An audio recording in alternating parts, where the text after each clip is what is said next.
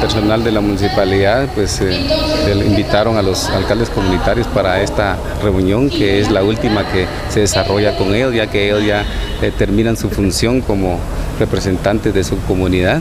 Y pues hoy tenemos invitados a diferentes personas, ¿verdad?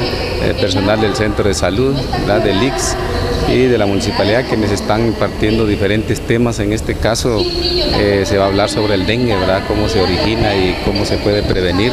Tenemos invitado aquí al doctor, que es un químico biólogo del ICS, que está apoyando hoy esta actividad de capacitación, y personal del centro de salud que vienen a hablar sobre el tema de la cloración del agua, la vacunación de niños y la vacunación canina también, ¿verdad? Porque nosotros creemos que a los alcaldes comunitarios en esta oportunidad pues hay que trasladarles conocimiento, como lo hicimos durante todo el año, ¿verdad? Cuando ellas toman posesión de su cargo, pues hay una agenda y hay muchos temas que se comparten con ellos durante todo el año, que creemos muy necesario, que además de que conozcan cuáles son sus funciones, sino también otros temas que es de interés, ¿verdad? Y que ellos muy bien pueden compartir con la comunidad. De igual manera, hoy en esta reunión aprovechamos la oportunidad para darles orientación de cuáles son los requisitos y de cómo se puede preparar para que el próximo año los nuevos alcaldes que sean electos por su comunidad a través de una asamblea, pues de igual manera conozcan cuáles son los requisitos para hacer estos cambios, ¿verdad? Y desde ya se está adelantando para que